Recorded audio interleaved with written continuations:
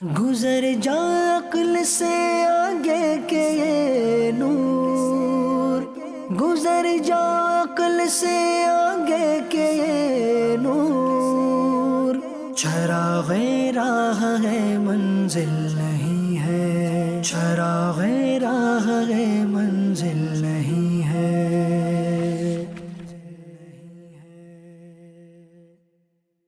الحمدللہ رب العالمین والصلاة والسلام علی سید الانبیاء والمرسلین، اما بعد فاعوذ باللہ من الشیطان الرجیم، بسم اللہ الرحمن الرحیم۔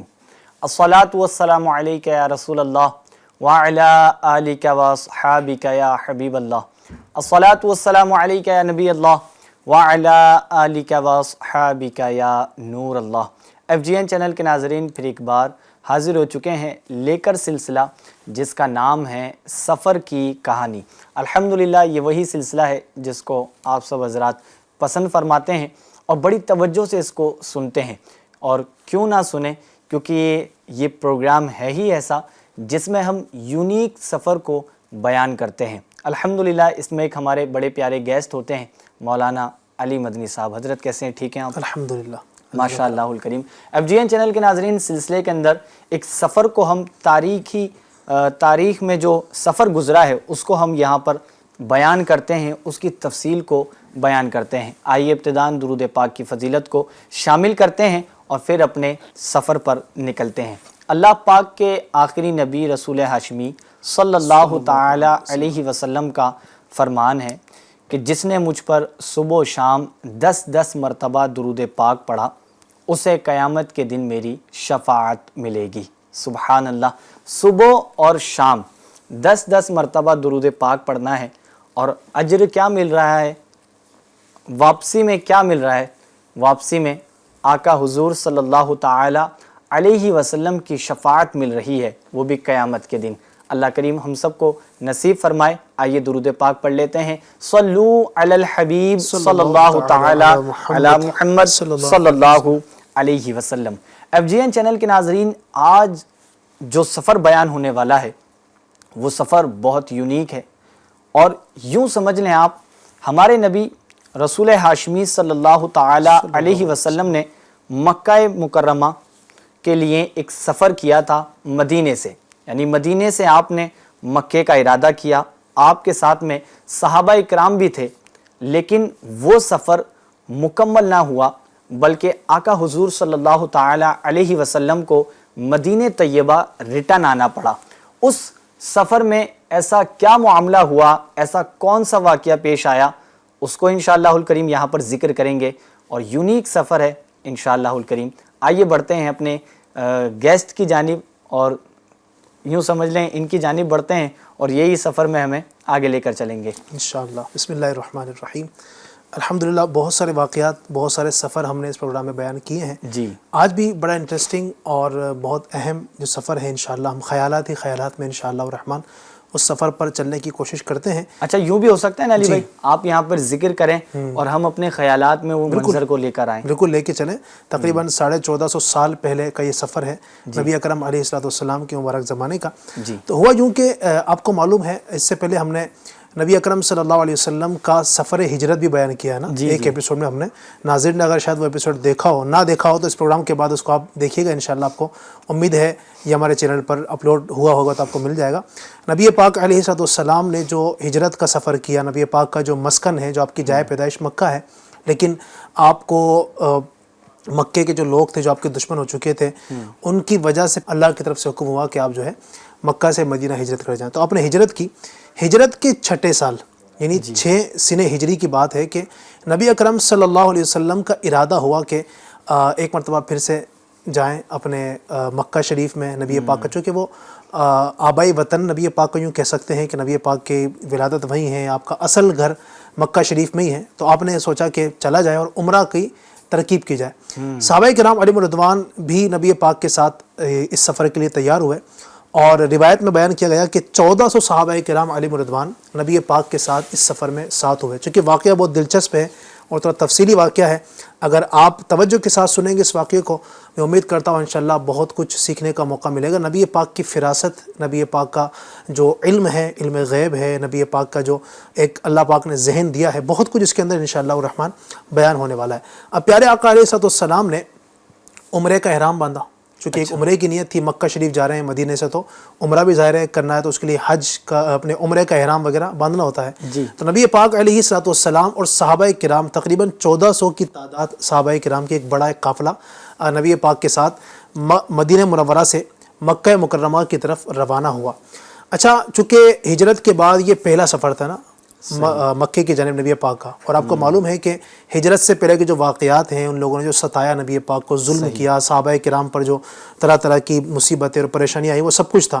تو نبی پاک کو اندیشہ تھا کہ ہم مکہ جائیں گے تو ہو نہ ہو یہ جو مکے والے ہیں, جو میرے دشمن بنے بیٹھے ہیں, ہو سکتا ہے کہ وہ جو ہے نا کچھ چال چلیں اور ہمارے ساتھ جو ہے وہ کچھ غلط کرنے کی کوشش کریں. چونکہ ہمارا ارادہ کوئی لڑائی کا تو ہے نہیں, ٹھیک ہے, سبھی صحابہ کرام کا ارادہ اور نبی پاک کا ارادہ کوئی جو ہے نا وہ لڑائی کا اور اس طرح کا نہیں تھا. اور پہلے بھی تو مکے والوں نے کچھ نے مل کر یہ پلاننگ کی تھی کہ آقا حضور صلی اللہ علیہ وسلم کو جو ہے نا ہم نقصان پہنچائیں گے, شہید کریں گے, یہ سب کچھ پہلے پلاننگ ہو چکی تھی. تو نبی پاک علیہ السلام نے حالات کا جائزہ لینے کے لیے جو ہے ایک شخص کو وہاں بھیجا کہ تم پہلے جاؤ ہم سے, وہاں جا کر خبر لاؤ کہ وہاں پر کیا حالات ہیں, ہماری جو آنے کے معاملات ہیں اس کو لے کر ان کا کیا معاملہ ہے. چنانچہ یہ شخص پہنچے اور جا کر پتہ چلا کہ نبی پاک کی آمد کی ان کو خبر ہو چکی ہے. اور ان لوگوں نے جو ہے نا کچھ پلاننگ کی ہے. اچھا, نبی پاک کا قافلہ ادھر پیچھے سے جا رہا تھا, چونکہ ان کو پہلے روانہ کر چکے تھے. ایک مقام پر مقام اسفان ایک پڑتا ہے اسی مکہ اور مدینے کے راستے میں. تو نبی پاک علیہ السلام اپنے 1400 صحابہ کرام کے ساتھ وہاں پر جب پہنچے, تو وہ جس کو پہلے بھیجا تھا جس شخص کو خبر لینے کے لیے, تو وہ بھی آ گئے اسی مقام پر. وہاں پر آ کر بتایا کہ یا رسول اللہ, وہاں جو اہل مکہ ہیں, جو اہل قریش ہیں, جو آپ کے دشمن ہیں, انہوں نے بڑی پلاننگ کی ہوئی ہے اور وہ سب یکجا ہو چکے ہیں, اور جو ہے نا وہ بالکل غصے کی حالت میں ہے, اور وہ آپ کو نقصان بھی پہنچا سکتے ہیں. لہٰذا آگے کا سفر جو ہے بڑا وہ سوچ سمجھ کر کیا جائے. اچھا, وہاں پر جو ہے نا وہاں پر ان لوگوں نے جو ہے مکہ سے باہر آ کر انہوں نے بھی ایک جگہ پڑاؤ ڈال لیا جس کو مقام بلدہ کہا جاتا ہے. مکے والوں نے جو ہے کئی لوگوں کو جمع کر کے کہ ان کو ہم مدینے سے جو آ رہے ہیں مکے میں داخل نہیں ہونے دیں گے, مکے کے باہر ہی مقام بلدہ میں پڑاؤ ڈالا. اور حضرت خالد بن ولید جو اس وقت تک مومن نہیں تھے, وہ اور ابو جہل کا بیٹا اکرمہ, جو بعد میں یہ بھی غالباً قبول اسلام ان کا ہو چکا تھا, تو یہ دونوں اس وقت چونکہ مومن نہیں تھے, حضرت خالد بن ولید اور ابو جہل کا بیٹا اکرمہ, یہ دونوں 200 سواروں کا قافلہ جن کے پاس ہتھیار وغیرہ تھے, یہ جو ہے نا ایک تیاری کے ساتھ مکہ سے نبی پاک کے قافلے کو روکنے کے لیے یہ مکہ سے روانہ ہو گئے نا. اور یہ تھا کہ ان کو مکہ میں داخل نہیں ہونے دیا جائے گا, محمد صلی اللہ علیہ وسلم کو, ان کے اصحاب کو مکے میں داخل نہیں ہونے دیں گے, یہ ان کی پلاننگ تھی. بہرحال نبی پاک علیہ السلام نے جب یہ ساری حالات کی سچویشن دیکھی, تو اب سلسلہ یہ تھا کہ ہمیں آگے بڑھنا چاہیے, صحابہ کرام سفر کو جاری رکھنا چاہیے. صحابہ کرام کو چونکہ اس وقت پرجوش تھے, ٹھیک ہے, جب تک مکے میں تھے ہم بڑے مظلوم تھے, اور ہم چونکہ تعداد کم تھی, اب تو 1400 ہیں ہم لوگ, کم تھوڑی ہے, اس وقت بہت تعداد ظاہر بہت کم تھی, اب 1400 ہیں, لہذا جوش ایمانی بھی ہے, اور مکہ ہم مسلمانوں کو مکہ ہے الحمدللہ, تو ہم جا بھی جو رہے ہیں, ہم لڑائی تھوڑی کرنے جا رہے ہیں, لہٰذا سب کا یہ تھا کہ ہم جو ہے اس سال عمرہ کر کے ہی رہیں گے. بہرحال یہ ارادہ تھا, نکلے آگے. نبی پاک علیہ السلام کو پتہ چلا کہ خالد بن ولید جو ہے ایک لشکر لے کر روانہ ہو چکے ہیں اور راستے میں ہیں, تو ایسا نہ ہو کہ وہ کوئی نقصان پہنچائے. چنانچہ نبی پاک علیہ السلام نے جو ہے دوسرے راستے سے سفر اختیار کیا, تھوڑا کٹ کر جو نا, اور خالد بن ولید دوسرے راستے سے آ رہے تھے, تو یہ آگے پہنچے اور ایک جگہ مقام حدیبیہ پڑتا ہے, وہاں پر ہم نے پڑاؤ کیا کہ یہیں سے ہمیں جو نا کچھ پلاننگ کرنی پڑے گی, یہیں بیٹھ کر مشورہ وغیرہ کیا کہ کیا کیا جائے. چنانچہ اب طے یہ ہوا کہ جو کہ مقام حدیبیہ ہے, اور یہاں سے اب ہمیں جانا ہے آگے مکہ. لہٰذا ہم یہاں سے, چونکہ لڑائی کا ارادہ کچھ ہے نہیں, ہم جائیں جو نا خون خرابہ ہو, تو یہ مسلمان چاہتے نہیں تھے. اس لیے آپ علیہ السلام نے چاہا کہ ہم میں سے ایک بندہ وہاں پر جائے اور وہاں جا کر جو نا ان سے صلح کی بات کر لے کہ دیکھو ہمارا لڑائی کا ارادہ نہیں ہے, صلح کی بات کر لیتے ہیں, کس طرح ہمارا وہاں جانا بھی ہو جائے, ہم عمرہ بھی ادا کر لیں اور تمہاری کوئی لڑائی بھی نہ ہو, ٹھیک ہے, ہم صرف چونکہ عمرہ کے لیے آ رہے ہیں, یہ آپ کی منصوبے تھے. چنانچہ اس کام کے لیے حضرت عمر رضی اللہ تعالیٰ عنہ کا نام پیش کیا گیا کہ ان کو بھیجا جائے، یہ وہاں جا کر بات کریں۔ چنانچہ فاروق اعظم کا نام جب آیا تو آپ نے کہا کہ اصل بات یہ یا رسول اللہ، چونکہ میرا وہاں پر مکہ میں اب کوئی رشتہ دار نہیں ہے، میں جب مدینہ آیا تو وہاں پیچھے کوئی ہے نہیں، اور شدید گمان ہے، اندیشہ ہے کہ وہ لوگ مجھے قتل نہ کر دیں، اس لیے آپ نے جانے سے معذرت کر لی۔ اچھا، پھر نبی پاک علیہ السلام نے جس شخص کا نام پیش کیا وہ تھے حضرت عثمان غنی رضی اللہ تعالیٰ عنہ، اسلام کے تیسرے خلیفہ ہیں، تو ان کو آگے پیش کیا گیا۔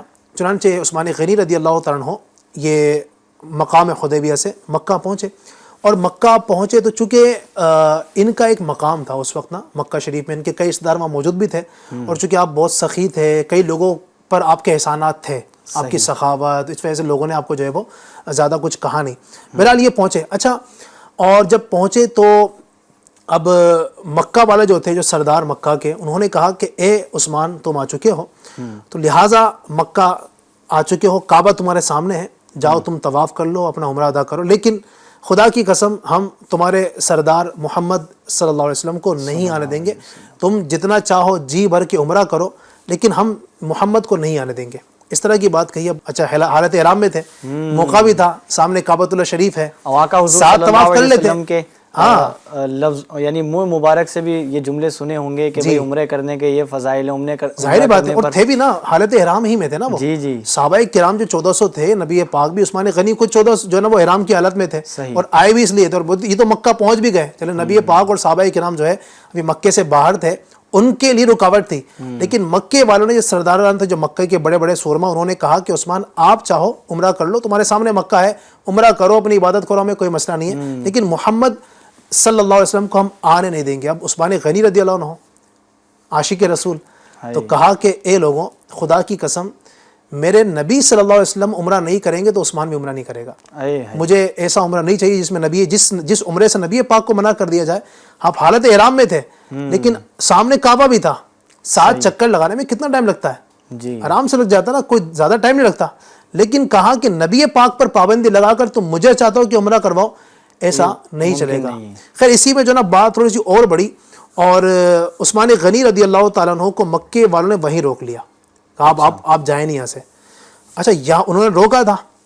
اچھا، اب یہاں جو نبی پاک علیہ السلام موجود تھے حدیبیہ کے اندر، یہاں پر یہ افواہ اڑی اور خبر چلی کہ مکے والوں نے عثمان کو شہید کر دیا۔ اللہ اکبر۔ اچھا، یہ جو ہوتے ہیں نا، اس کو کہتے ہیں جب دو ملکوں کے درمیان، آپ کو معلوم ہے 2 شہروں کے درمیان، 2 ملکوں کے درمیان جب صلح کروائی جاتی ہے نا، تو جو بندہ جاتا ہے نا صلح کروانے کے لیے، مثال کے طور پر انڈیا ہے یا قریب میں ہمارے کوئی دوسرا ملک ہے، ٹھیک ہے، اب ان ملکوں کے بیچ میں اگر کوئی بات ہو تو دونوں ملکوں کے بیچ میں معاہدہ کرنے کے لیے، صلح کروانے کے لیے جو بندے بھیجے جاتے ہیں نا، اس کو بڑا مقام ہوتا ہے، ٹھیک ہے، یعنی آپس میں دونوں ملک بھلے کسی کو کتنا مار دیں، لیکن وہ جو بندہ آیا نا اس کو ہاتھ نہیں لگا سکتے، وہ ان کی امان میں ہوتا ہے، گویا کہ وہ ان کی امان میں ہے، وہ معاہدہ کرنے کے لیے آیا ہے۔ تو عثمان غنی چونکہ ایک آئے تھے آپ وکیل بن کر معاہدہ کرنے کے لیے، ان کو شہید کر دینا یہ بہت بڑی بات ہو گئی۔ نبی پاک علیہ السلام نے وہاں پر مقام حدیبیہ میں ایک ببول کا درخت تھا، نبی پاک علیہ السلام کو جب خبر پہنچی، صحابہ کرام بہت برہم ہوئے، بہت غصے کی حالت میں ہے کہ ان لوگوں نے جو ہے نا اس طرح کا بددیانتی کی کہ ہمارے ایک بندے کو جو صلح کے لیے گیا تھا، کوئی لڑنے کے لیے تھوڑی گیا تھا، اس کو شہید کر دیا۔ ابھی تک یہی خبر تھی۔ نبی پاک علیہ السلام نے وہاں پر جو ببول کا درخت تھا اس کے نیچے اپنے تمام صحابہ کرام سے بیعت لی، اور بیعت اس بات پر لی کہ اب ہمیں جو ہے نا وہ عثمان کے شہادت کا جو بدلہ لینا ہے، اور تمام صحابہ سے کہا کہ تم سب میری بیعت کرو کہ ہم یہاں سے پیچھے نہیں ہٹنے والے ہیں، اور آخر تک میرے ساتھ رہو گے۔ صحابہ کرام ایک ایک آتے گئے، نبی پاک کے مبارک ہاتھ پر آتے گئے، بیعت کرتے گئے، کلمات بولتے گئے، 1 آئے، 2 آئے، 3 آئے، 1400 صحابہ کرام آئے۔ آخر میں نبی پاک علیہ السلام کا علم غیب بھی اس کو آپ کہہ سکتے ہیں، نبی پاک کا کمال، نبی پاک نے آخر فرمایا کہ یہ ہاتھ عثمان کا ہے، میں اپنے ہاتھ میں لے کر بیعت عثمان کی طرف سے یہ بیعت کرتا ہوں۔ عثمان کی طرف سے یہ بیعت نبی پاک نے کی عثمان غنی کے، اس سے کیا پتہ چلتا ہے؟ میں بھی یہاں سے نہیں جانے والا، میں بھی آپ کے ساتھ رہوں گا۔ ہاں، نبی پاک نے عثمان غنی کے حوالے سے بات کی تھی، شہید ہو گئے، نبی پاک وہاں پر عثمان غنی موجود نہیں ہے، نبی پاک نے اپنے ایک ہاتھ کو دوسرے ہاتھ پر رکھا اور کہا کہ یہ عثمان کی طرف سے، عثمان کی طرف سے بھی ہم بیعت کرتے ہیں۔ اچھا، یہاں پر بڑی نقطے کی بات علماء نے کی ہے، جو یہ کہتے ہیں نبی پاک کو غیب کا علم نہیں ہے، نبی تو معاذ اللہ ان کو پتہ نہیں ہے۔ اچھا، بیعت جو کی جاتی ہے نا، بیعت لی جاتی ہے زندوں سے، مردہ سے زندہ جو ہے نا بیعت، کوئی بندہ مر چکا ہے اس کو وہ کیا بیعت کرے گا؟ بیعت کرتا ہے زندہ. نبی پاک کو پتا تھا کہ میرا عثمان زندہ ہے، صحیح. تبھی تو بیعت لی نا نبی پاک نے اپنے مبارک ہاتھ سے. اور یہ بھی صحابہ علماء فرماتے ہیں کہ عثمان غنی کا یہ خاصہ ہے، آپ کی خصوصیات میں یہ بات شامل ہے کہ نبی پاک نے اپنے ہاتھ کو عثمان غنی کا ہاتھ کہا، ایک ہاتھ پر اپنا ہاتھ، دوسرا ہاتھ جو ہے رکھا، کہا یہ عثمان کی طرف سے. بہرحال یہ ایک بیعت رضوان لی گئی. اللہ تبارک و تعالیٰ نے اس بیعت کو قرآن کریم کے اندر بھی ذکر کیا. اللہ تبارک و تعالیٰ فرماتا ہے ان الذین یبایعونک انما یبایعون اللہ. اے محبوب، بے شک وہ جو آپ سے بیعت کرتے ہیں وہ اللہ سے بیعت کرتے ہیں. سبحان نبی اللہ تبارک و تعالیٰ نے اس بیعت کو، اس بیعت رضوان سے کہا جاتا ہے، اس کو اللہ نے فرمایا کہ یبایعون اللہ، وہ اللہ سے بیعت کرتے ہیں. ید اللہ فوق ایدیہم، ان کے ہاتھوں پر اللہ کا ہاتھ ہے. یعنی اتنی بڑی بشارت اللہ پاک نے دی ہے. اور جس چونکہ اس پیڑ کے نیچے وہ ہوئی تھی نا بیعت، اللہ پاک نے اس کا بھی ذکر کیا، لقد رضی اللہ عن المؤمنین اذ یبایعونک تحت الشجرۃ، بے شک اللہ راضی ہوا ایمان والوں سے جب وہ درخت کے نیچے تمہاری بیعت کر رہے تھے. سبحان اس کا بھی منظر قرآن میں ذکر کیا. اور یہاں خوشخبری کیا سنائی کہ لقد رضی اللہ، تحقیق اللہ پاک راضی ہو گیا. تو پتہ چلا جو صحابہ کرام موجود تھے وہ سب جنتی ہیں. اللہ پاک نے ان سے اپنی رضا کا مجدہ ان کو سنا دیا. بہرحال یہ بیعت جب ختم ہوئی، سارے معاملات ہوئے، تو پھر پتہ چلا کہ عثمان جو ہے وہ زندہ ہے. عثمان غنی وہاں سے خیر یہاں پر آ بھی گئے، لیکن جو صلح کے لیے گئے تھے وہ سارا معاملہ ہو نہیں پایا. ناظرین کرام کو بھی یہاں پر جو آپ نے لفظ کہا ہے بیعت رضوان، اس کا بھی معلوم ہوا ہوگا. ظاہر ہے آپ نے سنی تو ہوں گی کچھ بیعتیں، بیعت رضوان ہے نا. تو یہ منظر تھا بیعت رضوان کا جو علی مدنی صاحب نے بیان کیا. یہ مقام حدیبیہ کے اندر ہوئی. اچھا، مقام حدیبیہ کا ایک میں معاملہ آپ کو اور بتانا بھول گیا. جب نبی پاک صلی اللہ علیہ وسلم جب پہنچے تھے نا مقام حدیبیہ میں، تو صحابہ کرام کے پاس پانی ختم ہو چکا تھا. اب 1400 صحابہ کرام تھے، پانی ختم ہو چکا تھا، تو پیاس کی شدت تھی.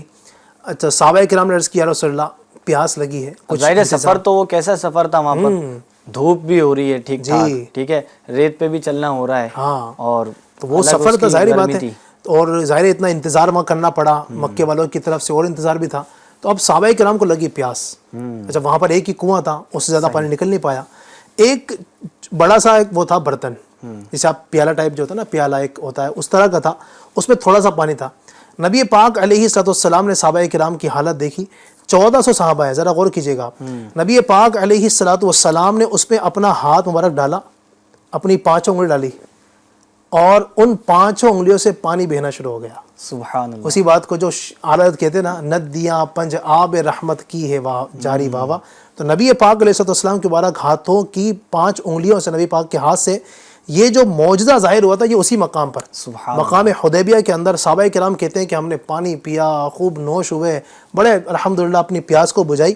حضرت جابر بن عبداللہ غالباً یہ فرماتے ہیں کہ ہم اس وقت 1000 سے زیادہ لوگ تھے تقریباً، اور خدا کی قسم اگر 1 لاکھ بھی ہوتے تب بھی سب کو وہ پانی کافی ہوتا. نبی پاک کا یہ معجزہ انہوں نے اپنی آنکھوں سے دیکھا. شاندار سفر یہ چل رہا ہے. ناظرین کرام، کچھ لمحات یا کچھ یوں سمجھ لیں تصویریں آپ کی ذہن میں آ رہی ہوں گی کہ وہ منظر کیسا ہوگا. سبحان اللہ، سبحان اللہ. دھوپ بھی ہوگی، صحابہ اکرام بھی ہوں گے، احرام کی حالت میں ہوں گے، اور پیاس کے مارے جو ہے نا صحابہ اکرام کی زبان سوکھ رہی ہوگی. اور پھر حضور صلی اللہ تعالی علیہ وسلم کی بارگاہ میں حاضر ہو کر عرض کریں گے، یا رسول اللہ صلی اللہ علیہ وسلم کہ پیاس لگی ہے. تو حضور صلی اللہ علیہ وسلم نے کیا معجزہ دکھایا؟ سبحان اللہ، کہ آپ کے ہاتھ مبارک کی جو 5 انگلیاں ہیں ان میں سے چشمے جاری ہو گئے. الحمدللہ. کیا بات ہے، کتنا پیارا سفر چل رہا ہے. مزید آگے بڑھانا چاہیں گے؟ جی بالکل، انشاءاللہ الرحمن آگے بڑھتے ہیں.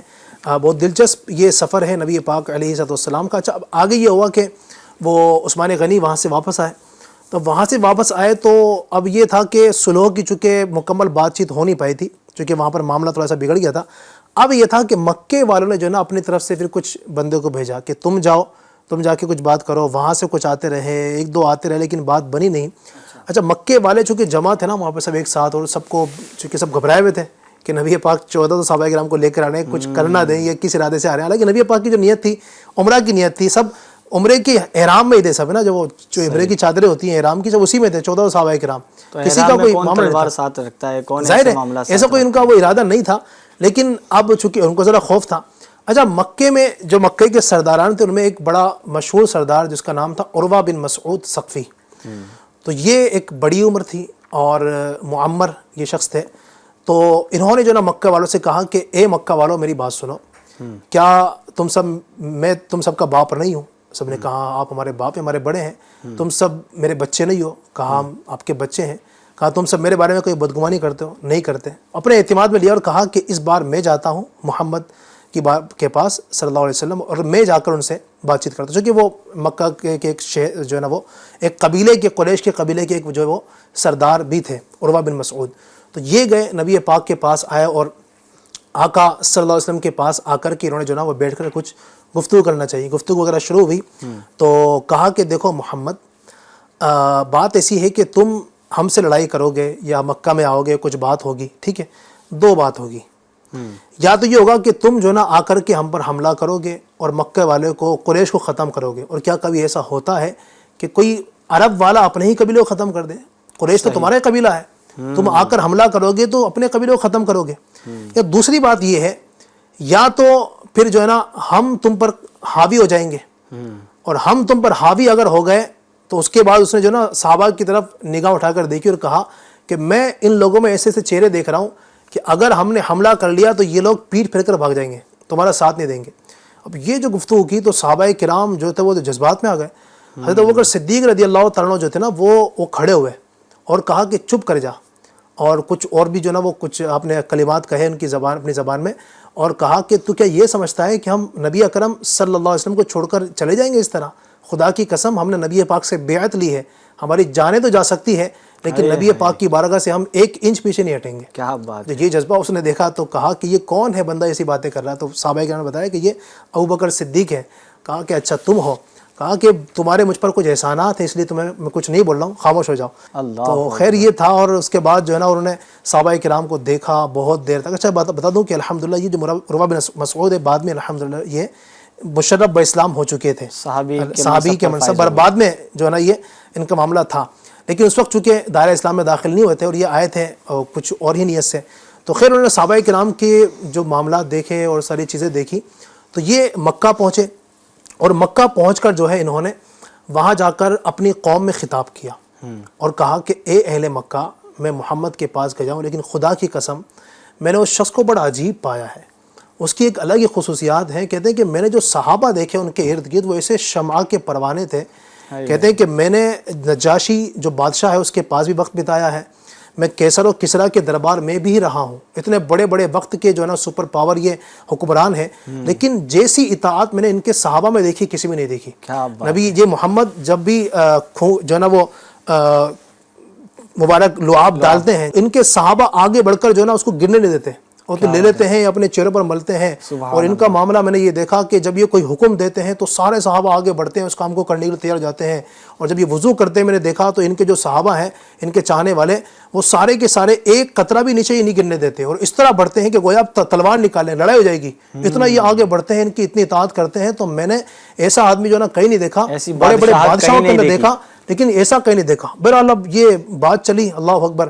تو خیر معاملہ پھر یہ ہوا کہ پھر مزید ایک شخص جو ہے وہ مکہ سے آئے, اور پھر ان کا نام تھا سہیل بن عمرو. جو سہیل بن عمرو ہے یہ آیا تو نبی پاک علیہ السلام کی بارگاہ بیٹھ کر, پھر واقعہ تفصیل میں اس کو مختصر کرنے کی کوشش کرتا ہوں. پھر نبی پاک علیہ السلام نے ان کے ساتھ جو ہے نا اس کے ساتھ بیٹھ کر کچھ معاہدے لکھے, اب جو بات طے کر لیتے ہیں, نہ لڑائی ہو نہ جھگڑا ہو, ٹھیک ہے, کوئی بیچ کی صورت نکالی جائے. تو سہیل بن عمرو جو ہے اس کے ساتھ بیٹھ کر معاہدے ہوئے. نبی پاک نے کہا لکھو. نبی پاک نے لکھانے کے لیے مولا علی کو بلایا, کہا کہ تم جو ہے نا یہ خط لکھو, ایک معاہدہ نامہ لکھو, سلو نامہ. سب سے پہلے لکھو بسم اللہ الرحمن الرحیم. جو سہیل بن عمرو تھا اس نے کہا کہ رحمان کو ہم نہیں مانتے, لہٰذا رحمان کا نام اس میں نہیں چلے گا, بلکہ تم جو ہے وہ خدا کا نام لکھو فقط, جو ہماری روایت اس کے مطابق. تو نبی پاک نے فرمایا ٹھیک ہے اتنا لکھ دو. لکھا گیا بسم اللہ اللہم, اس طرح کے کچھ جو ہے وہ کلمات لکھے گئے. اس کے بعد پیارے آقا علیہ السلام نے کہا کہ اب لکھو ھذا ما قضا علیہ محمد الرسول اللہ, یہ وہ ہے جس پر محمد رسول اللہ نے جس کا فیصلہ کیا ہے. اس پر اس کو پھر اعتراض ہوا, کہا کہ محمد رسول اللہ تم کیوں لکھوا رہے ہو؟ اگر ہم تم کو محمد الرسول اللہ مانتے تو یہ بات ہی نہیں ہوتی, ہم تم سے لڑتے ہی نہیں, تو ہجرت کو تمہیں موقع نہیں ملتا. تو لہٰذا تم یہ لکھو ہاذا ما قضا علیہ محمد ابن عبداللہ. اچھا اس پر جو صحابہ کرام تھے وہ بہت ناراضگی کا اظہار ہوا کہ یہ کیا بات کر رہا ہے بھائی. مولا علی نے کہا کہ نہیں لکھیں گے تو محمد رسول اللہ, لیکن نبی پاک علیہ السلام کی کچھ حکمتیں تھی, آپ نے فرمایا کہ نہیں تم محمد بن عبداللہ ہی لکھو. اچھا بہرحال یہ سلسلہ چلتا رہا, پورا صلح نامہ تیار ہوا. صلح کے اندر جو چیزیں تھیں میں عرض کر دیتا ہوں. اب شرائط جو لکھی گئی صلح کی, پہلی شرط یہ تھی کہ مسلمان اس سال عمرے کے لیے واپس چلے جائیں.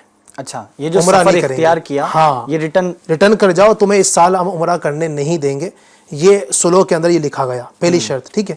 دوسری شرط یہ تھی کہ آئندہ سال آئیں اور صرف 3 دن رکیں گے.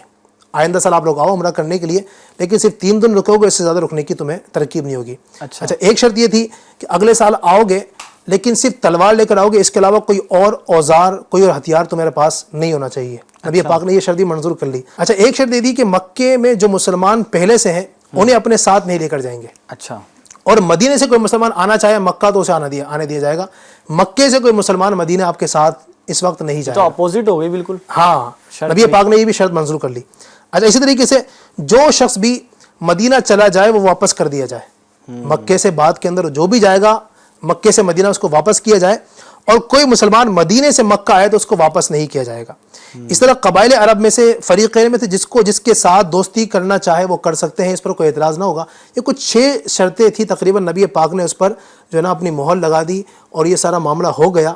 اچھا اتنے میں اسی بیچ کیا ہوا, جو یہ تھا سہیل بن عمرو جو یہ سارا معاملہ کروا رہا تھا, اس کا بیٹا جو تھا وہ تھے صحابی رسول. اس کے جو بیٹے تھے ان کا نام حضرت ابو جندل رضی اللہ تعالیٰ عنہ.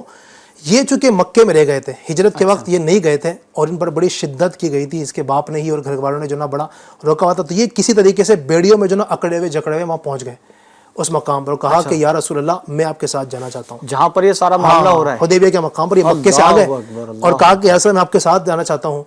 تو نبی پاک نے اس سے کہا کہ اے سہیل بن عمرو اپنے بیٹے کو ہمارے ساتھ جانے دو, چونکہ یہ صاحب ایمان ہے لہٰذا سے. تو کہا کہ نہیں, چونکہ اب معاہدہ لکھا جا چکا ہے, اس میں یہ لکھا جا چکا ہے کہ آپ اپنے ساتھ مکے سے کسی مسلمان کو لے کر نہیں جائیں گے. اچھا وہ جو تھے ابو جندل رضی اللہ عنہ, چونکہ ان پر بہت شدت کی گئی تھی, انہوں نے صحابہ کرام سے کہا کہ تم لوگ کچھ کیجئے, اپنے زخم دکھائے کہ دیکھو کتنا مجھے مارا جا رہا ہے, کتنا پیٹا جا رہا ہے اسلام کی وجہ سے, لہٰذا تم لوگ جو ہے نا مجھے بچانے کی کوشش کرو. لیکن اب صحابہ کرام سے جب یہ حالت دیکھی گئی تو صحابہ کرام میں سے عمر فاروق اعظم رضی اللہ عنہ کو جو ہے نا وہ جلال آ گیا, اور آپ جو ہے نا وہ نبی پاک علیہ السلام کی بارگاہ میں حاضر ہوئے اور کہا کہ یا رسول اللہ یہ کیا ہو رہا ہے. نبی پاک یا رسول اللہ کیا آپ تو اللہ کے نبی ہیں نا. کہا میں اللہ کا نبی ہوں. کہ یا رسول اللہ کیا ہم اسی طرح پستے رہیں گے. یا رسول اللہ صلی اللہ علیہ وسلم آپ نے نہیں کہا تھا کہ ہم جو ہے نا وہ عمرہ کرنے کے لیے جائیں گے. کہا بالکل میں نے کہا تھا عمر. تو کہا یا رسول اللہ یہ کیا ہو رہا ہے کہ ہمیں عمرہ بھی نہیں کرنے دیا جا رہا ہے, ان کی ساری باتیں مانی جا رہی ہے, ساری شرطیں مانی جا رہی ہے, اور ہمارا ان یہاں کوئی بس ہی نہیں چل رہا ہے. اس طرح کچھ باتیں کہی. نبی پاک نے کہا کہ عمر دیکھو اللہ تبارک و تعالیٰ بہتر فرمانے والا ہے اور لہٰذا تم جلد بازی نہ کرو. اور اس طریقے سے کچھ باتیں انہوں نے کہی, اور یہ کہا تو عمر فاروق اعظم جو ہے نا وہاں سے اٹھے, ابوبکر صدیق کے پاس گئے, کہا کہ دیکھو یہ کیا معاملہ ہو رہا ہے, ایک مسلمان ہے جو اتنے مشکلات میں ہے, ہمارے ساتھ جانا چاہتا ہے, اس کو اب جانے بھی نہیں دیا جا رہا ہے. بڑے اس طرح کے معاملات ہیں. جذبات ایمانی تھی, کیفیت ایمانی تھی, اور ایک آپ کا مزاج آپ کو معلوم ہی ہے. لیکن نبی پاک نے فرمایا چونکہ ہم اس پر دستخط کر چکے ہیں, معاہدہ ہو چکا ہے, لہٰذا ہم اب اگرچہ ہمارے دین والے نہیں ہیں لیکن ہم نے جو کیا ہے اس پر ہم اس سے نہیں پھریں گے. صحابہ کرام کی کیفیت بہت عجیب تھی. سب کو ایسا لگ رہا تھا کہ ہم جو نا بہت پس رہے ہیں, انہی کی باتیں جو ہے مکہ والے جو نا ساری باتیں اپنی منوا رہے ہیں, ہمارے کچھ مان ہی نہیں رہے. یہ ساری چیزیں وہ کر رہے تھے. کچھ انشاءاللہ 5 منٹ کے اندر اس کو میں ختم کرنے کی کوشش کرتا ہوں.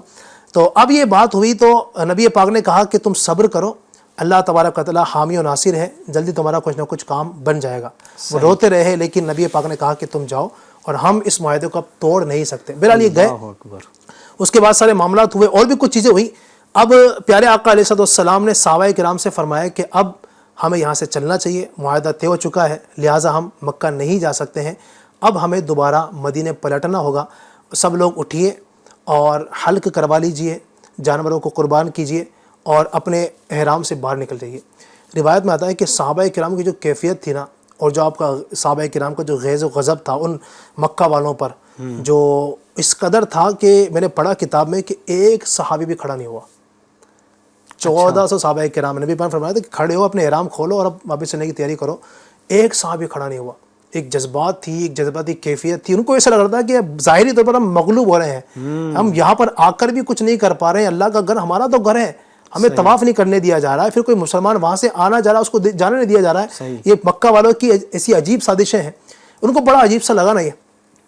تو اب جناب والا کوئی نہیں کھڑا ہوا. نبی پاک علیہ الصلوۃ والسلام حضرت ام سلمہ رضی اللہ عنہ آپ کی جو زوجہ ہیں ان کے پاس گئے، ان کو سارا واقعہ بتایا کہ یہ کیا معاملہ ہو رہا ہے. انہوں نے کہا یا رسول اللہ آپ ایسا ایک کام کیجئے، آپ سب سے پہلے جو ہے نا خود ہی جانور ذبح کیجئے، اپنا حلق کرائیے اور کسی کو آپ کچھ مت بولیے. چنانچہ صحابہ کرام کے سامنے نبی پاک نے خود جو نا اپنی قربانی پیش کی، حلق کروایا. اب صحابہ کرام نے دیکھ لیا کہ نبی پاک نے حلق کروا لیا ہے، اس کا مطلب نبی پاک عمرہ سے اب فارغ ہو چکے ہیں، یعنی عمرے کا جو احرام ہے وہ اتر چکا ہے اور نبی پاک کا ارادہ اب نہیں ہے، لہٰذا اب ہمیں اب بالکل امید ختم ہو چکی ہے. لہٰذا ہم لوگ بھی جو ہے نا وہ احرام کھول لیتے ہیں. پھر سب نے احرام کھولا اور پھر ایک بعد دن ناخاص تھا، وہ صحابہ کرام کی پورا قافلہ جو ہے وہ مدینہ پہنچا. اس طریقے سے ان کا معاملہ ہوا، ریٹرن ہوا. اور یہ تاریخ اسلام میں ایسا واقعہ تھا. اچھا جو اللہ تبارک کا وطن ہے، پھر نبی پاک کی دور اندیشی اور فراست دیکھیے. بظاہر ایسا لگ رہا تھا نا، آپ بھی سننے والوں کو لگ رہا ہو کہ مطلب مسلمانوں کو پیسا جا رہا ہے، لیکن نبی پاک کی فراست تھی، نبی پاک کا یہ دور اندیشی تھی. اس کے بعد کہا جاتا ہے کہ الحمدللہ یہ جو فیصلہ تھا نبی پاک کا، اتنا عظیم فیصلہ تھا. اللہ تبارک کا وطن نے اس کو فرمایا انا فتحنا لک فتحا مبینا. اس کے بارے میں فرمایا کہ اے حبیب ہم نے آپ کو فتح مبین عطا فرمائی. یہ فتح مبین کیسے ہے؟ حالانکہ ظاہری طور پر دیکھا جائے تو پسرے ہیں مسلمان اس کے اندر، ان کی باتوں کو مانا نہیں جا رہا، ان کی شرطیں مانی جا رہی ہیں، پھر بھی اللہ پاک نے فتح کیوں فرمائی؟ یعنی بڑی فتح بیان کر دی. بڑی فتح اس کی وجہ بیان کر دی چونکہ اس میں ایک شرط یہ بھی تھی نا کہ مکے سے جو آنا چاہیں گے مدینے وہ آئیں گے، اپنے کام کاج کر کے واپس چلے جائیں گے. اب ہوا جو کہ مکے سے لوگ آتے تھے صحابہ کرام کے پاس، اب یہاں پر آتے ہیں صحابہ کرام سے ملتے ہیں، نبی پاک سے ملاقات کرتے ہیں، نبی پاک ان پر انفرادی کی کوشش کرتے ہیں، دین کی دعوت دیتے ہیں. تو یوں کئی لوگ مکے سے آتے رہے، دامن اسلام سے وابستہ ہوتے رہے اور ان کا یہ شرط لگانا بھاری پڑ گیا اور یوں الحمدللہ آتے رہے. تو کہا جاتا ہے کہ صلح حدیبیہ اور فتح مکہ تقریباً 2 سال کا گیپ لگتا ہے. ان 2 سالوں کے اندر جس کثرت کے ساتھ لوگ دامن اسلام سے وابستہ ہوئے، اس سے پہلے کبھی وابستہ نہ ہوئے. یہ فتح مبین تھی. فاروق اعظم رضی اللہ عنہ نے جو جملے کہے تھے نبی پاک کے جذبات کے اندر، کہا جاتا ہے کہ آپ کو پوری عمر اس کا بڑا جو ہے نا وہ ایک دل پہ رہا کہ میں نے نبی پاک سے جذبات میں کہ کیا کہہ دیا. پوری عمر جو ہے نا آپ اس پر نادم رہے، آپ صدقات کرتے رہے، روزے رکھتے رہے، نمازیں پڑھتے رہے اور اس طریقے سے آپ جو ہے نا اپنے آپ کو اللہ تبارک و تعالیٰ کی بارگاہ میں پیش کرتے رہے. تو یہ ایک صلح حدیبیہ کا ایک جو تفصیل سے میں نے کوشش کی ہے کہ کم الفاظ کے اندر واقعے کو بیان کروں.